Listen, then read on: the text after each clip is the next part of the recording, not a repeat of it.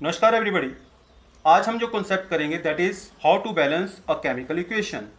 तो किसी भी इक्वेशन को बैलेंस करने के लिए हम जो मेथड यूज करेंगे that is a hit and trial. There are too many methods, लेकिन हम सिर्फ जो लर्न करेंगे that is a hit and trial method रहेगा। अब हिट एंड ट्रायल मेथड में क्या हम सीखते हैं, इसमें हमें हमेशा याद होना चाहिए कि एक इक्वेशन का मतलब होता है left hand side and right hand side. Equation में दोनों साइड जो है वो इक्वल करनी होती है या इक्वल रहती हैं। तो रिएक्टेंट्स जो हैं वो लेफ्ट हैंड साइड के ऊपर होते हैं, प्रोडक्ट्स राइट हैंड साइड के ऊपर होते हैं। अब इसको हमने याद रखना है कि हमारे पास इसको कैसे हम क्लियर करेंगे। हम लेंगे एक एग्जांपल। मान लीजिए हमारे पास हाइड्रोजन जो है वो रिएक्ट कर रही है ऑक्सीजन के साथ और बना रही है वाटर। सबसे इजीएस्ट एग्जांपल मैंने लिया आपके सामने, ठीक है। तो ये हमारे पास आ गया hydrogen that is reacting with oxygen, और ये क्या बना रही है हमारे पास, ये बना रही है हमारे पास वाटर। अब ये इक्वेशन हमारे पास हो गई, लेकिन अभी ये सिर्फ इसको हम कहेंगे वर्ड इक्वेशन क्योंकि हमने इसको शब्दों में लिखा है। अब इसके बाद अगर मैं इसके सिंबल्स डाल देता हूँ H2 plus O2 that gives H2O, तो ये बन गई हमारे पास केमिकल इक्वेशन। तो अब केमिकल इक्वेशन में हमें देखना है कि क्या ये इक्वेशन बैलेंस्ड है या नहीं है। आप इसको बड़े ध्यान से देखिए। यहाँ पर अगर मैं इन दोनों साइड को कंपेयर करना शुरू कर दूँ तो हाइड्रोजन में यहाँ पर कितने हैं, 2। ऑक्सीजन कहाँ है, कितने हैं यहाँ पर ऑक्सीजन है 2। और यहाँ पर राइट हैंड साइड के ऊपर हाइड्रोजन कितने हैं, 2।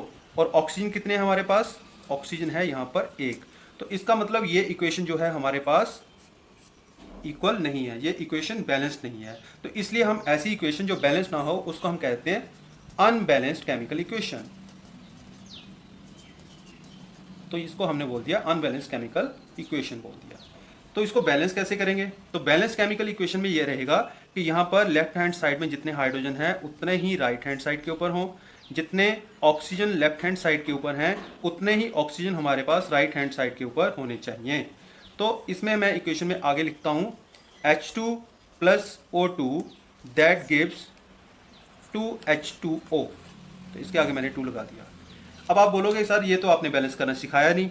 सच में हमने बैलेंस करना नहीं सीखा, ये प्रैक्टिस है। लगातार प्रैक्टिस करने से आप एक दिन ऐसी जगह पर पहुंच जाओगे कि आप इक्वेशन को एकदम से लिखते लिखते आपको क्लियर हो जाएगा कि मैंने कहाँ पर क्या चीज़ ऐड करनी है। मैं इसको 2 से इसको मल्टीप्लाई किया हाइड्रोजन को, तो मेरे पास कितने आ गए, 2 2 जा, जहाँ पर हाइड्रोजन कितने आ गए 4। ऑक्सीजन कितने आ गए, ऑक्सीजन हमारे पास आ गए 2। और यहाँ पर 2 2 जा कितने हो गए, फिर से हाइड्रोजन कितने हो गए, हाइड्रोजन हो गए हमारे पास 4। ऑक्सीजन के तो कितने हो गए, 2 1 2, तो हमारे पास क्या आ गए, ऑक्सीजन हो गए 2। तो इसका मतलब हमें ये क्लियर हो गया कि जो हाइड्रोजन है और ऑक्सीजन है ये दोनों बैलेंस हो गए। तो इसलिए हमारे पास लेफ्ट हैंड साइड जो है that is equal to right hand side. तो इसको हम कह देंगे कि this equation is balanced equation. तो हम इसको लिखेंगे this equation is called as balanced chemical equation. अब आपको ये क्लियर होगा कि बैलेंस्ड और अनबैलेंस्ड केमिकल इक्वेशन क्या होती है। ये देखते हैं कि उसकी स्टेटमेंट कौन सी है। अब स्टेटमेंट जो है हो सकता है लिखा दी गई हो आपको, हो सकता है स्टेटमेंट ना लिखवाई जो, हो सकता है स्टेटमेंट अगर दे दी जाए तो वेल एंड गुड, तो आप उसको स्टेटमेंट को वर्ड इक्वेशन में चेंज कर सकते हो। अगर नहीं दी तो फिर आपको क्या होगा कि सीधा के सीधा क्या दी जाएगी, आपको वर्ड इक्वेशन जो है वो दी जाएगी। तो हमारे पास बहुत सारी जगह पर काम कहाँ से स्टार्ट होता है, वर्ड इक्वेशन से। हो सकता है वर्ड इक्वेशन भी दी हो सकता है यहाँ पर वर्ड इक्वेशन भी ना दी जाए आपको, डायरेक्टली हमें स्टार्ट करते हैं केमिकल इक्वेशन से। तो फर्स्ट 2 स्टेप जो हैं ये हो भी सकते हैं कि आपको दे दिए जाएं, हो सकता है ना भी दिए जाएं। तो थर्ड कॉन्सेप्ट हमारे पास आ जाता है केमिकल इक्वेशन। तो केमिकल इक्वेशन क्या है, केमिकल इक्वेशन में हम क्या करते हैं, हर चीज़ का फार्मूला जो है वो लिखते हैं। फोर्थ स्टेप हमारे पास आता है कि हम क्या करते हैं, कंपेयर करते हैं, compare number of atoms on left hand side and right hand side of a equation. तो हम इक्वेशन ऑफ एन इक्वेशन, तो हम एक इक्वेशन की लेफ्ट हैंड साइड और राइट हैंड साइड को कंपेयर करेंगे। फिफ्थ हमारे पास आ जाता है कि हमने देखना है अब यहाँ पर भी एटम्स कम है। देखिए आपके पास नंबर्स आते हैं 1 2 3 4 5 6 7 8 9 10 11 12, कहीं से भी आप स्टार्ट कर सकते हो। तो आपको मिनिमम नंबर से मल्टीप्लाई करना है लेफ्ट हैंड साइड या राइट हैंड साइड को। मोस्टली हम क्या करते हैं, जिस साइड पे कम होते हैं एटम्स वहाँ पर हम क्या करते हैं, एटम्स को मोस्टली एक चीज़ याद रखिएगा, एटम्स कौन से पकड़ने हैं, एक तो होल नंबर में उसको कन्वर्ट करना है, राइट, उसको इवन नंबर में कन्वर्ट करना है। तीसरी बात यह है कि आपको ऐसी चीज़ें पकड़नी है, ऐसा एटम पकड़ना है जो इजीली बैलेंस हो रहा हो, जो ऑलरेडी बैलेंस्ड है उसको टच नहीं करना है, ये मैं अभी आपको सिखाऊंगा। अब नेक्स्ट कॉन्सेप्ट आ जाता है multiply any side atoms with some whole number, किसी भी नंबर के साथ उसको क्या कर देना, आपने मल्टीप्लाई कर देना है। ये मैं अभी आपको स्टेप बाय स्टेप समझाऊंगा। अब उसके बाद 6 स्टेप है, if still there are unbalanced atoms multiply them and make them equal.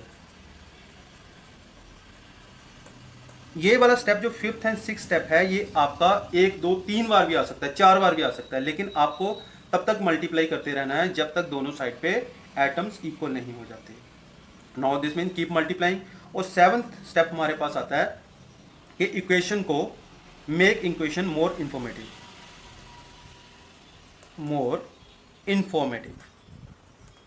अब इसको मोर इंफॉर्मेटिव कैसे बनाना है ये भी मैं आपको क्लियर करूंगा।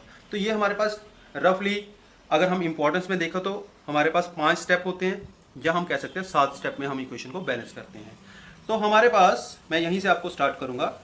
हमारे पास एक एग्जांपल है।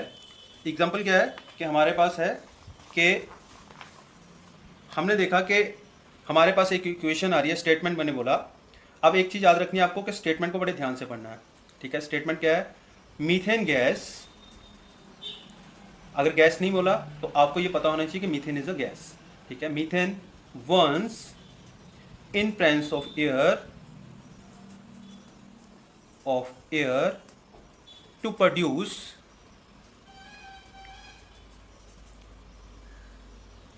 Carbon dioxide, water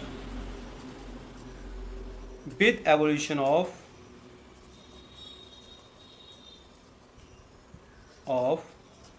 heat and light।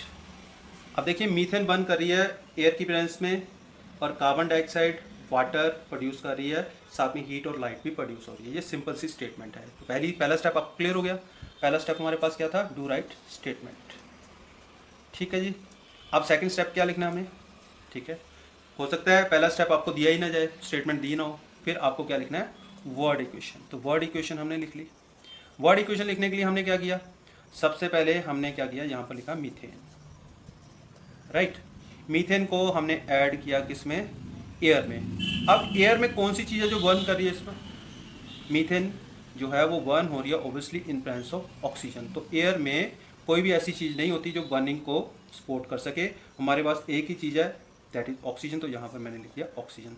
तो क्या प्रोड्यूस कर रही है, हमारे पास प्रोड्यूस कर रही है कार्बन डाइऑक्साइड, और साथ में हमारे पास प्रोड्यूस कर रही है वाटर, साथ में प्रोड्यूस हो गया हमारे पास वाटर, और साथ में क्या प्रोड्यूस हो रहा है, हीट एंड लाइट। ओके, अब थर्ड स्टेप हमारे पास क्या था, थर्ड स्टेप आपको पता है। थर्ड स्टेप में हमने क्या करना है, थर्ड स्टेप में हमें इसकी इक्वेशन बनानी है। मीथेन का फार्मूला क्या है, CH4। अब ये आप पूछोगे कि सर ये फार्मूला कहाँ से आया, तो फार्मूले बनाने मैंने आपको सिखा दी हुए हैं। आप यूट्यूब चैनल पर जाइए, वहाँ पर मैंने आपको बताया how to easily make formulas of every substance and ion और कैटायन से कैसे बनाते हैं, उसको देखिए, आपको समझ आ जाएगा। ऑक्सीजन का फार्मूला क्या है, O2। अब कई बच्चे बोलते हैं कि सर O2 क्यों लिखा, O क्यों नहीं लिखा, क्योंकि ऑक्सीजन कभी भी सिंगल एटम के रूप में एग्जिस्ट नहीं करता, ये O2 के रूप में एग्जिस्ट करता है। यहाँ पर ऑक्सीजन और ऑक्सीजन ने डबल बॉन्ड बना रखा है, राइट। ऑक्सीजन ने अपने आप को बैलेंस करने के लिए, अपनी बैलेंसी को कंप्लीट करने के लिए, अपनी ऑक्टेट कंप्लीट करने के लिए बॉन्ड बना रखा है, और ये एग्जिस्ट ही O2 के रूप में करेगा। अगर हम इसको O2 नेगेटिव लिख देंगे तो ये बैलेंसिंग थोड़ी हुई, ये केमिकल इक्वेशन थोड़ी हुई, वो तो आयनिक इक्वेशन बन गई। वो तो फर्दर हम क्लासेस में करेंगे, सीनियर क्लासेस में। तो ये एग्जिस्ट O2 के रूप में करता है। अब इसके बाद हमारे पास आ जाता है कार्बन डाइऑक्साइड, तो हमारे पास आ गया CO2, वाटर का फार्मूला H2O, साथ में हमारे पास प्रोड्यूस हो रहा है हीट और साथ में लाइट। अब एक चीज़ याद रखनी है आपको कि ये हीट एंड लाइट को फॉर द टाइम आप इसको निगलेक्ट कर दोगे। अब यार नेक्स्ट स्टेप में इसको लिखना बंद करोगे, हम इसको नेक्स्ट एंड में लिखेंगे to make equation more informative. अब नेक्स्ट स्टेप हमारे पास जो फोर्थ स्टेप आ जाता है, द फोर्थ स्टेप इज कि हमने क्या करना है, लेफ्ट हैंड साइड और राइट हैंड साइड के ऊपर कितने हमारे पास एटम्स आ रहे हैं उनको हमने बैलेंस करना है।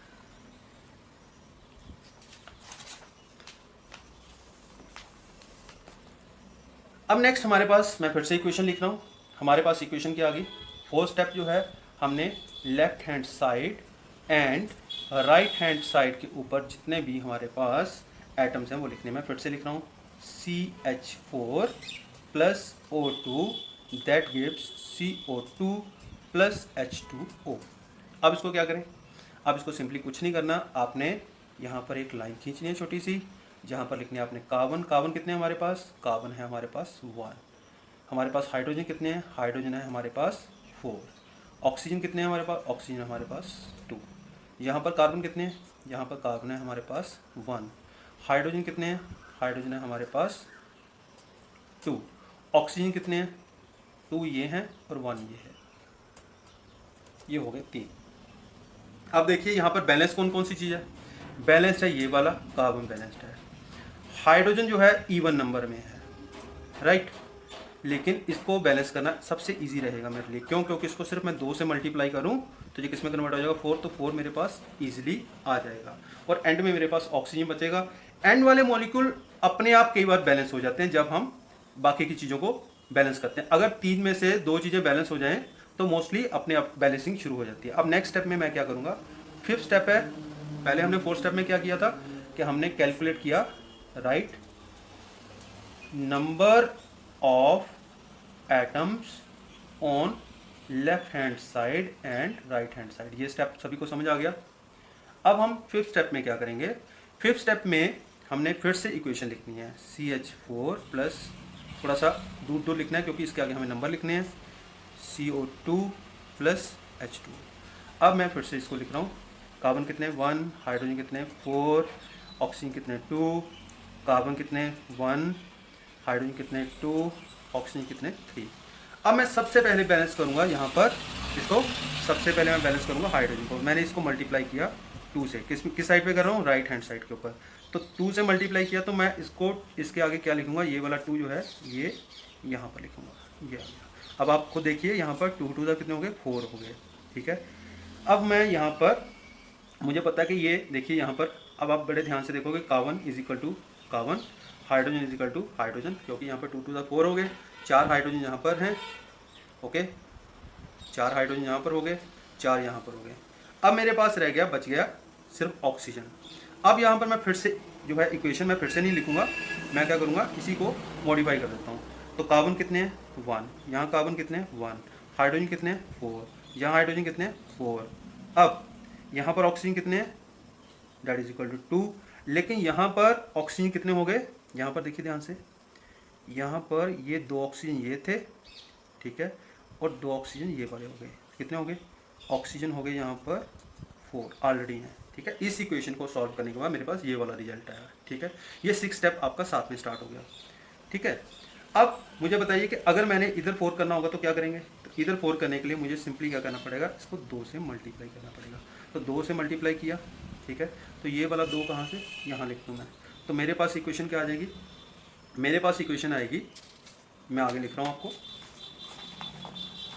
मेरे पास इक्वेशन आएगी, resultant equation will be CH4 plus 2O2 that gives CO2 plus 2H2O। अब आप इस इक्वेशन को देखिए कैसे बना, कार्बन कितने हैं 1, हाइड्रोजन कितने हैं 4, ऑक्सीजन कितने हैं 4, देखिए कैसे 2 to the 4, कार्बन कितने हैं 1, हाइड्रोजन कितने हैं 2 to the 4, ऑक्सीजन कितने हैं 2 ऑक्सीजन ये हैं और 2 ऑक्सीजन ये हैं, तो कितने हो गए हमारे पास, तो ये हो गई हमारे पास बैलेंस्ड केमिकल इक्वेशन। अब how to balance a chemical equation in which iron react with steam and form ferrous ferric oxide with evolution of hydrogen gas. तो ये हमारे पास देखिए, ये मेरी स्टेटमेंट आ गई, ये क्लियर होगी आपको। स्टेटमेंट के बाद हमारे पास क्या आ गया कि ये हमने यहाँ पर लिख लिया word equation, that is word equation में मेरे पास आ गया कि आयरन जो है वो रिएक्ट कर रहा है स्टीम के साथ, राइट। स्टीम क्या है, स्टीम एक्चुअली वाटर है, ठीक है। तो इसने बनाया iron 2,3 oxide plus hydrogen gas. ये सेकंड स्टेप भी हमारा हो गया। थर्ड स्टेप हमारे पास आ जाता है कि it is forming iron 2,3 oxide. तो आयरन 2 ऑक्साइड का फॉर्मूला FeO, जो हम डिस्कस कर चुके हैं फॉर्मूले कैसे बनाने हैं, और फेरिक ऑक्साइड का Fe2O3। अब ये मैंने इसकी केमिकल इक्वेशन लिख दी। अब नेक्स्ट स्टेप हम जो लिखने जा रहे हैं वो ये है कि हमने इसमें लेफ्ट हैंड साइड और राइट हैंड साइड के ऊपर नंबर ऑफ एटम्स लिखने हैं। तो यहाँ पर आयरन कितने हैं, that is equal to 1। Hydrogen कितने हैं, दैट इज इक्वल टू 2। ये देख लीजिए। ऑक्सीजन कितने हैं, दैट इज इक्वल टू 1। यहाँ पर आयरन कितने हैं, यहाँ पर आयरन है 3। और यहाँ पर ऑक्सीजन कितने हैं, हाइड्रोजन लिख लीजिए पहले, क्योंकि हाइड्रोजन के आगे हाइड्रोजन लिखना है। हाइड्रोजन कितने हैं, 2, ठीक है। और ऑक्सीजन कितने हैं यहाँ पर, ऑक्सीजन है यहाँ पर 4, ठीक है। तो मैं क्या करता हूँ, मैं यहीं से स्टार्ट करता हूँ।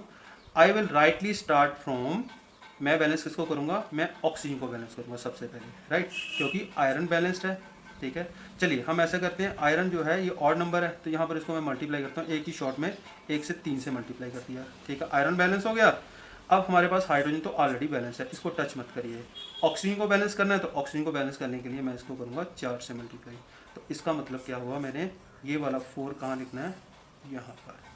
अब मेरे पास जो अल्टीमेट इक्वेशन आएगी, क्योंकि मैंने यहाँ पर Fe को 3 से मल्टीप्लाई किया, तो मेरे पास आएगा 3Fe प्लस कितना 4H2O, that gives Fe3O4 plus H2। अब हम चलते हैं नेक्स्ट पेज के ऊपर। तो मेरे पास क्या आया था 3Fe plus 4H2O, that gives Fe3O4 plus H2। अब इसमें हमारे पास आयरन जो है वो बैलेंस हो चुका है, ठीक है। ऑक्सीजन हमारे पास ऑलरेडी बैलेंस्ड है, राइट। ये 4 हैं, यहाँ भी 4 हैं। मैं फिर से लिख देता हूँ, आयरन कितने हैं, 3, ठीक है जी। हमारे पास ऑक्सीजन कितने हैं, दैट इज इक्वल टू 4। ये आ गया हमारा लेफ्ट हैंड साइड, ये आ गया हमारा राइट हैंड साइड। अब यहाँ पर आयरन कितने आ गए, यहाँ पर आ गए आयरन 3। ऑक्सीजन कितने आ गए, यहाँ पर 4, राइट। और उसके बाद आ गया हाइड्रोजन। हाइड्रोजन यहाँ पर हो गए 8, 4 टू द 8, ओके। हाइड्रोजन हो गए यहाँ पर 8। तो यहाँ पर कितने हाइड्रोजन, यहाँ पर हाइड्रोजन है हमारे पास 2। तो इसको 8 में चेंज करने के लिए क्या करना पड़ेगा, हम इसको मल्टीप्लाई करेंगे 4 से। तो ये 4 कहाँ लगाएंगे हम, यहाँ पर। अब देखिए इक्वेशन क्या बनती है। अब मेरे पास इक्वेशन जो आ रही है, that is 3Fe plus 4H2O, that gives Fe3O4 plus 4H2। अब हमारे पास क्या बना, फिर से हम देखते हैं। हम we are getting left hand side, right hand side. Iron कितने आए, 3। हाइड्रोजन कितने आए, 8। ऑक्सीजन कितने आए, 4। अब हमारे पास क्या आएगा, नेक्स्ट आयरन कितने आए, that is equal to 3। Hydrogen कितने आए, 8। ऑक्सीजन कितने आए, 4।